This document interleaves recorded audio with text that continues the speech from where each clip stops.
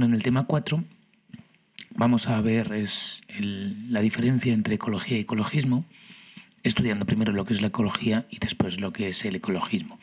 Es verdad que las dos disciplinas tienen el objeto de estudio, de cuidado, de atención es el medio ambiente, pero de dos formas diferentes.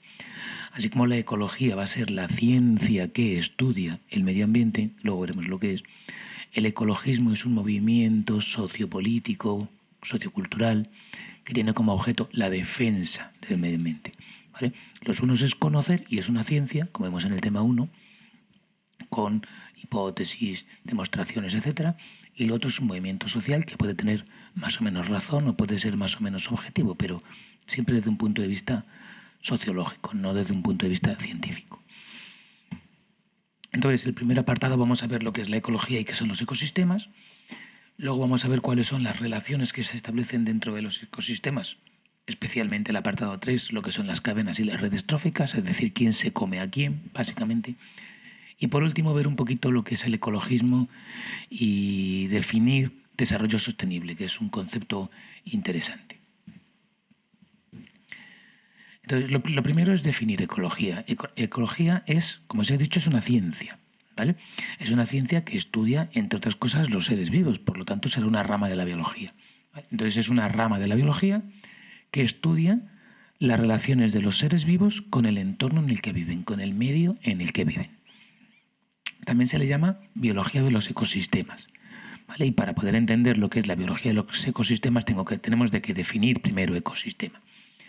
Un ecosistema es un conjunto, un sistema, un conjunto de elementos que está formado por los seres vivos, por el medio en el que viven y por las relaciones que establecen entre ellos y el medio en el que viven. ¿Vale? Voy a utilizar una metáfora de una obra de teatro. Yo voy a tener un decorado, un escenario, más que un decorado, un escenario, voy a tener unos actores y voy a tener un guión, un papel, una obra de teatro. Bueno, pues el escenario será el medio ambiente. Es lo que vamos a llamar biotopo, ¿vale? El entorno físico en el que se va a actuar, en el que se va a vivir. Los actores van a ser los seres vivos, van a ser la biocenosis, que es el conjunto de seres vivos que forman parte de un ecosistema. Y el papel que representan la obra de teatro va a ser las relaciones que se mantienen entre ellos, se reproducen, se alimentan, se defienden, se atacan, se crían a los hijos, etc. Entonces, ecosistema, conjunto de seres vivos y medio en el que viven. Los seres vivos se llaman biocenosis. El sitio, ¿vale? El entorno físico se llama biotopo. Entonces, vamos a describir el biotopo, ¿vale? El biotopo hemos dicho que es el lugar en el que se va a representar la obra de la vida, es el escenario en el que se van a relacionar los seres vivos. Está formado por 3 grupos de factores. He puesto 4, pero son 3, perdón. Factores ambientales. Los factores ambientales van a ser los que tienen que ver con lo que no se puede tocar, digámoslo así, ¿vale? Factores físicos. A nivel terrestre, por ejemplo, en un ecosistema terrestre, como puede ser un bosque, puede ser una montaña, tenemos la luz, tanto la intensidad de la luz como las horas de luz, como lo que hay en las horas de luz de invierno o las de verano, las del día, las de la noche, etc. La temperatura. Todo el mundo sabe lo que es la temperatura, tanto de día como de noche, en invierno, verano, si hay primavera, si no hay primavera, etc. La cantidad de lluvia, que es la pluviosidad. La humedad ambiental, es decir, la cantidad de vapor de agua que hay en el aire. ¿Vale? La altitud. Si hablamos de un ecosistema acuático, como puede ser el mar o un río o un lago, ¿vale? Tenemos otros factores, como pueden ser la salinidad, que es la cantidad de sal que tiene el agua, que nos va a definir, por ejemplo, un agua dulce, como es el de un río, de un agua salada, como es el de un mar, como el de un agua muy salada, como es el de el mar muerto, por ejemplo, o aguas más dulces en el nacimiento de los ríos y menos dulces en las desembocaduras de los ríos. etcétera. También la luz, pero en este caso determinado por la profundidad. A más metros de profundidad, menos luz llega y eso va a condicionar la vida de las plantas que pueda haber ahí. Lo mismo ocurre con la temperatura. Conforme nos metemos en el mar hacia abajo, el agua cada vez está más fría. Eso también va a determinar qué seres vivos van a poder vivir ahí y cómo. Y obviamente la profundidad, que tiene que ver lo mismo que la altitud en el terrestre, pues aquí tiene que ver la profundidad. Otro factor, este terrestre sobre todo, aunque en el mar también, porque también hay un fondo, ¿vale? Aunque hay muy poca vida en los fondos de los mares, es el suelo. ¿Vale? El suelo de un bosque, por ejemplo, ya vimos en el tema anterior lo que era el suelo, que es la capa que hay entre la superficie de la tierra y la roca base, que está formada por materia mineral y materia orgánica. Bueno, pues la composición, si es más caliza, si es menos caliza, si tiene más sulfato de hierro, tiene menos, ¿vale? La composición mineral. El grosor que tiene, ¿vale? El grosor va a determinar que puedan crecer árboles más pequeños o árboles más grandes. Si es un suelo muy fino, no podrán crecer árboles muy grandes. Si es un suelo muy grueso, sí. La humedad, la cantidad de materia orgánica, la antigüedad que tiene, o sea, hay un montón de factores que se pueden estudiar del suelo. Y luego topográficos, que es el paisaje, la forma de nuestro escenario. Tenemos la altitud, la latitud, que es lo al norte o lo al sur que se está. La longitud, lo al este o al oeste, no influye demasiado, influye mucho más la continentalidad. No es lo mismo estar en el centro de un continente que en la costa, ¿vale? Va a influir mucho, sobre todo en la temperatura y en las precipitaciones. La insularidad, el hecho de estar formando en una isla pequeña, todo eso va a determinar. Entonces, con todo esto nosotros tenemos un decorado. Un decorado con una cantidad de luz, una temperatura, un cambio de luz de día a noche, una humedad, ¿vale? Tenemos un escenario en el que se va a poder desarrollar la vida. Luego tenemos nuestros actores. Los actores los he clasificado de una forma muy simple, muy simple. Los actores son la biocenosis, son los seres vivos, ¿vale? Todos los seres vivos son aquellos que, aunque es un poco redundante, tienen las tres funciones vitales, es decir, se nutren, se relacionan y se reproducen. Se nutre quiere decir que cogen energía del exterior para poder cumplir con sus funciones. Se relacionan quiere decir que responden ante estímulos, ven luz, van a la luz o huyen de la luz, ¿vale? Responden ante estímulos externos e internos también. Tengo hambre, como. Esa es una función de relación. Y la reproducción es simplemente hacer copias de sí mismos, más o menos variadas para que haya evolución, pero hacer copias, ¿vale? Eso es la reproducción. Entonces, todas las entidades que son capaces de cumplir con esas funciones les llamamos seres vivos. Y los clasificamos en tres grupos de una forma muy simple, ¿vale? Se podría clasificar de muchas más o incluso de menos, pero vamos a clasificarlas solo en estas tres. Fitocenosis son los vegetales, ¿vale? Los que hacen la fotosíntesis, los que transforman la materia, lo vamos a ver un poco más adelante, inorgánica en orgánica. De inorgánica a orgánica. Cogen CO2 del aire, agua y sales del suelo y con la luz del sol se construyen a sí mismos, crecen, ¿vale? Esos pueden ser las plantas, pero también pueden ser las algas, ¿vale? Que no son plantas exactamente.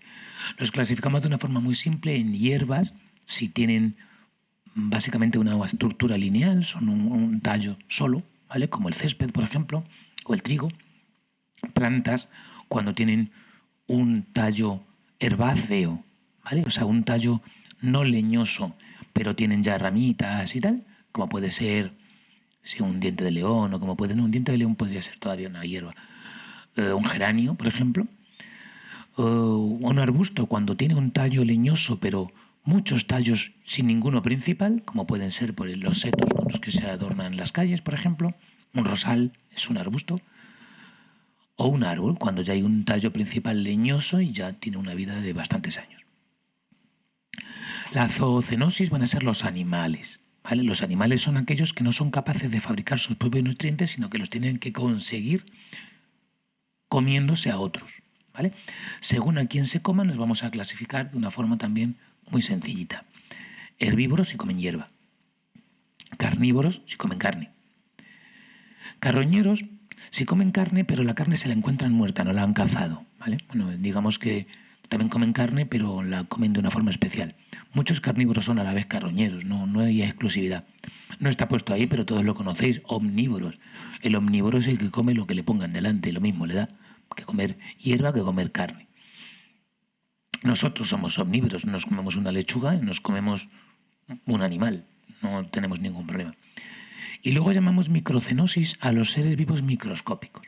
¿Vale? Eso es demasiado amplio, pero nos sirve porque tampoco vamos a entrar en demasiado detalle de cómo funcionan los microorganismos. Aquí a su vez en realidad los va a ver de tipo fotosintético, de tipo animal entre comillas, ¿vale? Pero nos van a importar unos que son descomponedores, que van a ser, los vemos más adelante también, los que la materia orgánica la vuelven a transformar en inorgánica. Lo veremos en el apartado 3. Para poder hablar de las relaciones que se establecen dentro de los seres vivos, tenemos que distinguir primero lo que es especie, hacer una definición de especie, ¿vale? Todos hablamos de los leones, hablamos de los elefantes, hablamos de los hipopótamos, hablamos de los perros, de los lobos, ¿vale? Y los clasificamos de una forma normalmente por el aspecto. Como todos los hipopótamos se parecen entre ellos, pues decimos que son el animal hipopótamo. Pero hay varios tipos de hipopótamos, ¿vale? Hay varios tipos de hipopótamo, hay varios tipos de elefante, hay varios tipos de lobo, ¿vale? Bueno, de lobo no. Hay varios tipos de felino y los metemos dentro del mismo grupo, pero en realidad no lo son. La clave para hacer la distinción de cuáles son exactamente el mismo animal y cuáles no lo son es definir especie. Entonces, especie es el conjunto de seres vivos, obviamente suficientemente parecidos entre ellos, que se pueden reproducir entre ellos y dar lugar a descendencia fértil, ¿vale? Es decir, un elefante africano y una elefanta africana son de la misma especie porque se pueden reproducir y dan lugar a individuos, elefantitos, que son fértiles, es decir, que pueden tener hijos.